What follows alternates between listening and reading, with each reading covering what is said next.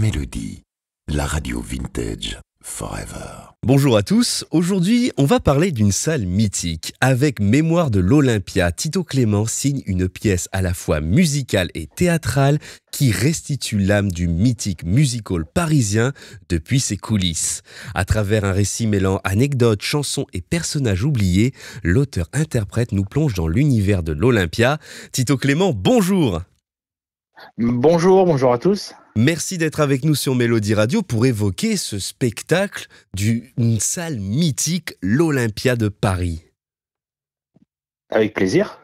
Alors, vous êtes l'auteur, l'interprète et le chanteur de ce spectacle qui a été créé. Tout à fait. Pourquoi ? Pour rendre hommage à cette salle mythique. Comment est né ce projet ? Alors, il est né d'un rêve que j'ai fait une nuit. J'étais sur une scène et a priori l'Olympia, en tout cas l'idée que je m'en fais, puisque je l'ai jamais foulé malheureusement. Et donc voilà, je suis sur scène. Là, une chanson termine, je sais pas laquelle. Donc la dernière note de l'orchestre, les lumières s'allument, le public applaudit et je me retourne et j'ai à côté de moi Jean-Michel Boris. Oui. Donc Jean-Michel Boris était l'ancien directeur de l'Olympia, Oui. qui a fait 47 ans d'Olympia. Et donc j'avais la chance de le connaître, d'être ami avec lui. Donc voilà, il était dans mon rêve, on va dire naturellement. Et là, je me réveille et je me dis, il faut que je tire ce fil-là.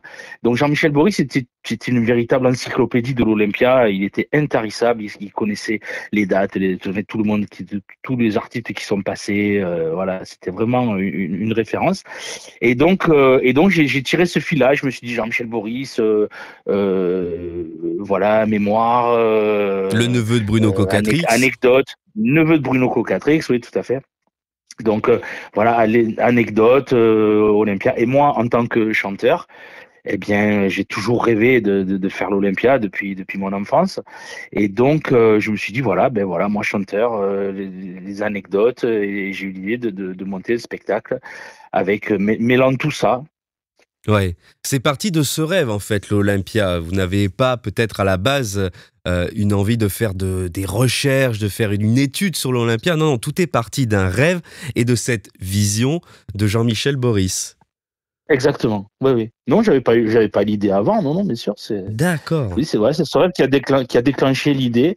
Alors, j'avais vu un spectacle un petit peu avant qui s'appelait Piaf, une vie en rose et noir, Ouais. de Nathalie Lermite et Jacques Pessis. Donc, Jacques Pessis racontait des anecdotes sur Piaf et Nathalie Lermite chantait Piaf. Et donc, ça a été un déclencheur aussi. Ça a été, voilà, j'ai mêlé tout ça. Et j'ai eu l'idée de ce spectacle. Je me suis basé sur ce que j'avais vu pour construire le mien. Alors dans ce spectacle, vous jouez, et vous interprétez aussi, mais vous jouez le rôle, alors si j'ai bien compris, d'un technicien de l'Olympia qui doit réparer une servante. Est-ce que vous pouvez nous en dire un peu plus ? Oui, je joue le rôle de l'agent de maintenance de l'Olympia, celui qui répare tout ce qui s'écroule, voilà, qui change les ampoules, qui répare les robinets. Ok. Et donc là, le jour de l'action, on est le 13 novembre 1997 et l'Olympia a été détruit et reconstruit à l'identique. Et on est le jour de l'inauguration. Et je me rends compte ce jour-là, à ce moment-là, dans l'après-midi, on va dire, que la servante a disparu. Donc la servante, c'est une simple ampoule sur un pied qu'on pose sur scène après le spectacle. C'est vraiment un objet traditionnel de théâtre. Donc on le pose sur scène parce que symboliquement, un théâtre ne doit jamais rester dans le noir. Donc quand le public s'en va, il y a toujours une lumière H24. Okay. Dans le théâtre. Donc je me rends compte que cet objet a disparu. Cet objet a aussi, on lui a prêté des valeurs très symboliques comme la lumière qui chasse les mauvais fantômes, et puis ça conserve l'âme et l'histoire du lieu. Donc c'est vraiment un objet dans un théâtre qui est très important, qui était, parce que maintenant ça s'est un petit peu perdu, mais voilà, c'était vraiment un objet chargé de symboles. Et donc mon personnage, lui, est très attaché au symbole symbole. Et pour lui, il est hors de question que ce soir, les lumières s'éteignent et que la scène soit dans le noir. Donc, il décide de refaire une nouvelle servante toute neuve. Juste avant le premier concert de l'Olympia 97 de Gilbert Bécaud. Voilà. Bécaud. Exactement. Comme dans tous les grands rendez-vous, Gilbert Bécaud est là. Mais on va et donc, oui, je vous en prie. Ouais. Voilà, je finis. Et donc, il décide de reconstruire une nouvelle servante. Et donc, tout en construisant cette servante, donc tout au long du spectacle, tout en construisant cette servante, étant donné qu'elle est toute neuve et donc elle ne connaît pas l'histoire, il lui raconte l'histoire qu'il a vécue, lui, depuis 1954, date où il a été embauché par Bruno Cocatrix à l'Olympia. Et donc, lui, tout ce qu'il a vu depuis ses coulisses, depuis son atelier, tout ce qu'il a vu et vécu de l'Olympia, il a charge de cette histoire.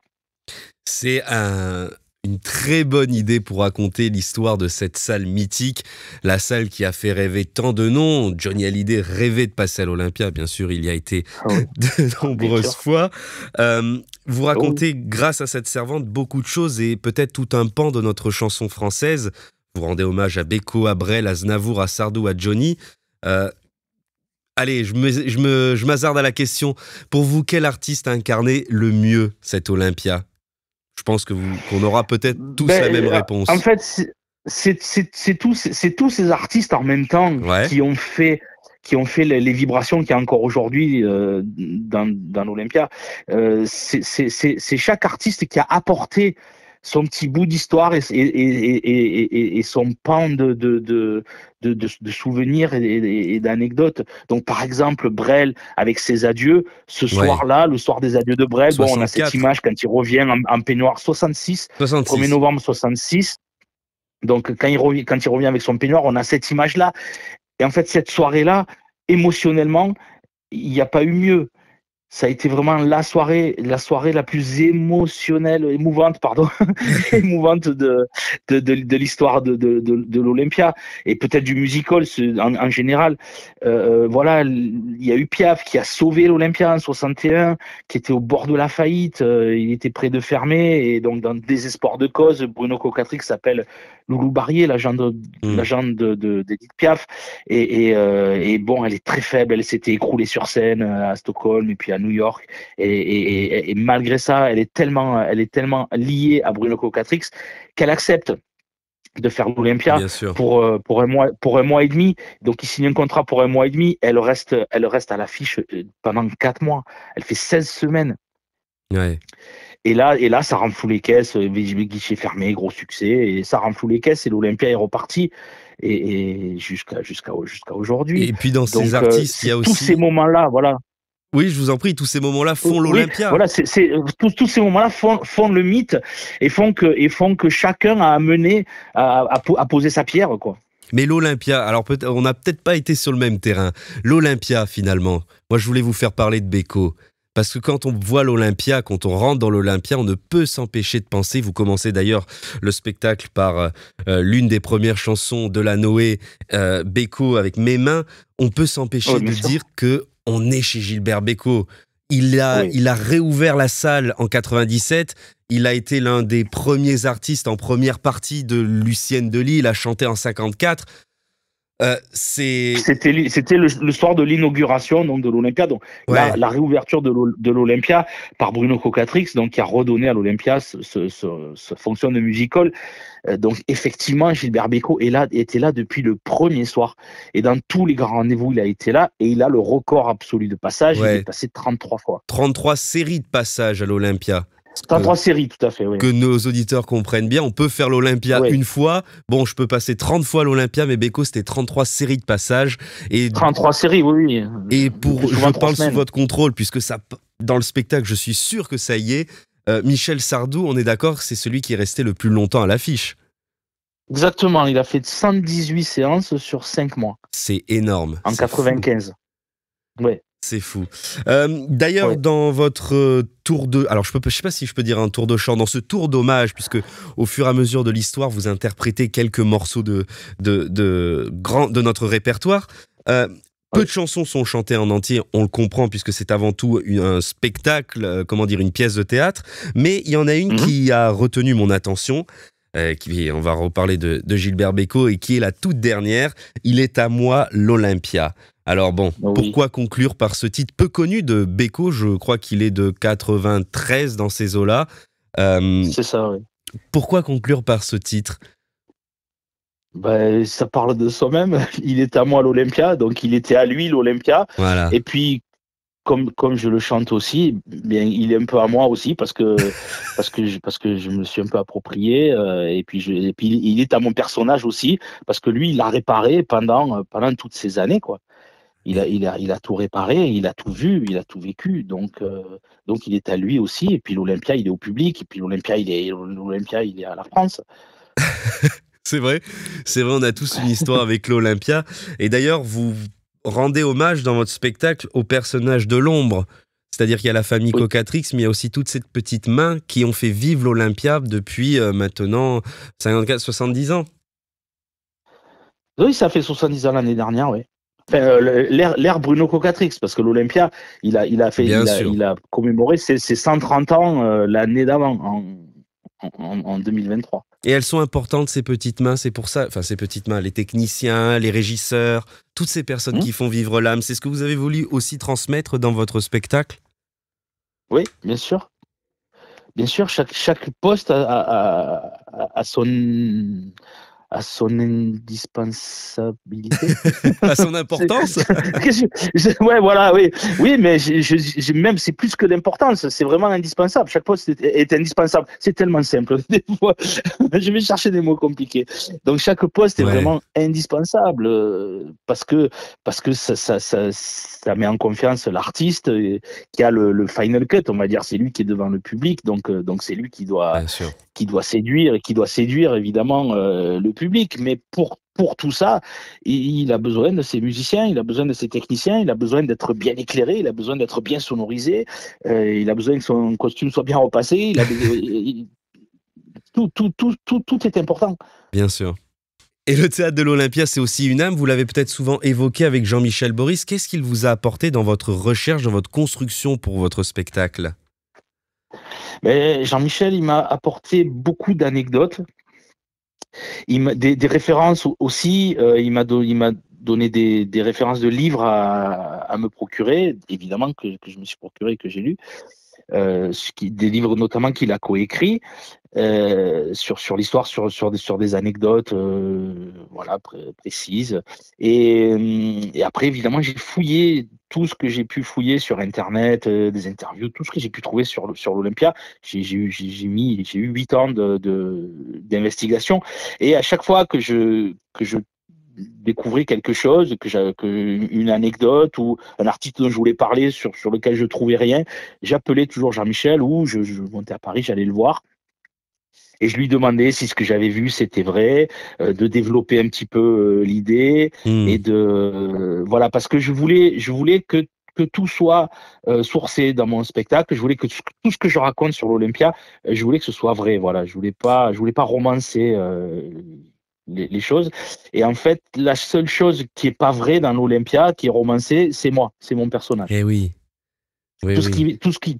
Toutes les situations qui m'arrivent à moi ou que je raconte qui me sont arrivées, évidemment, ça c'est une pure invention.